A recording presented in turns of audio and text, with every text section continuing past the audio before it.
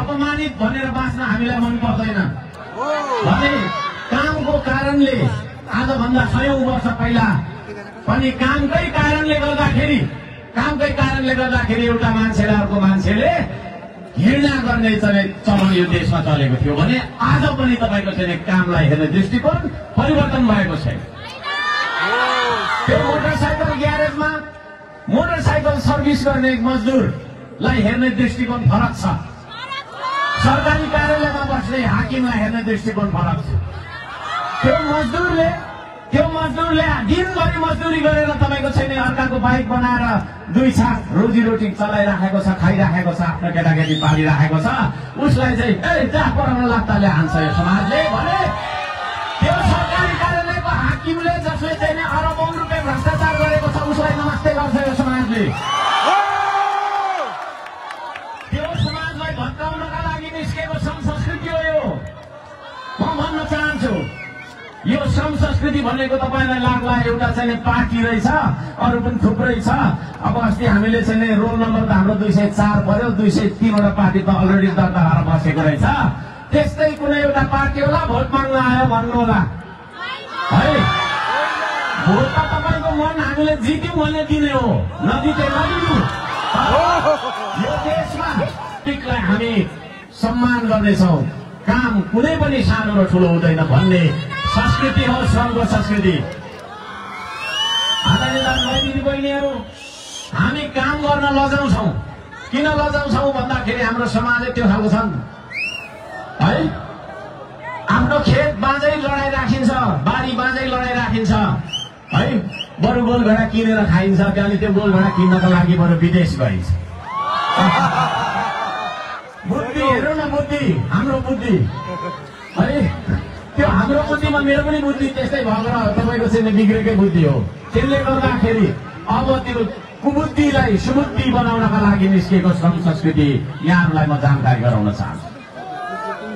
त्यो श्रम संस्कृति म एक्लैले फैलाएर फैलिँदैन, म एक्लैले त्यसको बखान गरेर बखानिँदैन, त्यसको बखान तपाईले पनि गर्नुपर्छ। अब आज उपरान्त तपाईँ म यो पार्टीको यस्तो, म यो त्यो पार्टीको त्यस्तो भन्न छोड्नुहोस्। थुप्रो देख्यौँ हामीले, पार्टीको भाषण सुनेको 70 वर्ष भयो, अब 30 वर्ष बिताएर 100 वर्षसम्म भाषण सुन्न हामीलाई छुट छैन, हामी चाहँदैनौँ। तपाईहरु चाहनुहुन्छ? म तपाईहरुलाई सिकाउन आएको मान्छे होइन। म जस्तो सानो मान्छे मैले सुरुवात कसरी गरेँ मेरो बोलीको भन्दाखेरि म यो नेपालको सबभन्दा सानो मान्छे, सबभन्दा नजान्ने मान्छे, सबभन्दा सानो र सबभन्दा नजान्ने मान्छेलाई तपाईलाई सिकाउन सक्दैन, तर म तपाईलाई बोलाउन आएको छु। कुरा बुझ्नु भयो नि? अर्को सम्पादकले फिल्म लगाएर सिकायो, हामीले सिकाउन आयो भनेर यहाँ सोचिराख्नु भएको होइन। म तपाईलाई सिकाउन सक्दिनँ, तर म तपाईलाई बोलाउन चाहेको, जगाउन आएको। तपाईँ आउने कि नआउने यो देश बनाउने, तपाईँ यो देश बचाउने, यो देश बदल्ने अभियानमा आउने कि नआउने? यहाँहरू सम्पूर्णलाई धन्यवाद दिन चाहन्छु। श्रम नगरिकन देशको विकास हुँदैन है।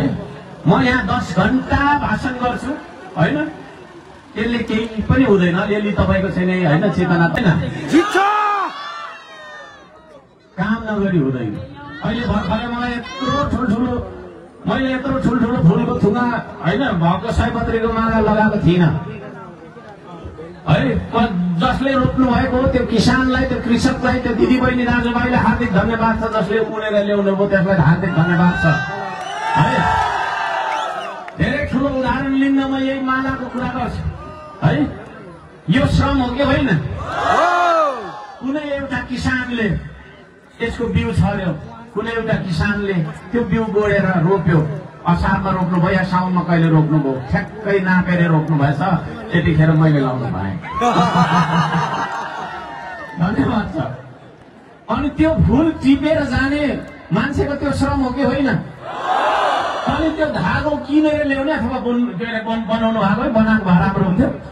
त्यो धागोले सिएर यहाँसम्म ल्याउनु भयो, यो श्रम है हो। यो श्रमले यो गर्छ। करोड नेपालीले मिलेर श्रम गर्यो भने के बन्छ होला देश? म त्यो श्रम गर्नका लागि, त्यो श्रमदान गर्नका लागि, यो देश बनाउनका लागि बोलाउन आएको छु। तपाईलाई पढाउन आएको होइन, म तपाईलाई सिकाउन आएको होइन। तपाईँ आफै शिक्षित हुनुहुन्छ, तपाईँ आफै जान्ने बुझ्दके हुनुहुन्छ। मैले तपाईलाई सिकाउनु पर्दैन, पढाउनु पर्दैन। आदरणीय दाजुभाइ दिदीबहिनीहरू, त्यो श्रम संस्कृति तपाईलाई लाग्ला यो एउटा चाहिने पार्टी मात्रै हो भन्ने लाग्ला। हामी यो देशलाई बनाइ छाड्छौँ, हामी यो देशलाई बचाइ छाड्छौँ, हामी यो देशलाई बदल्छौँ।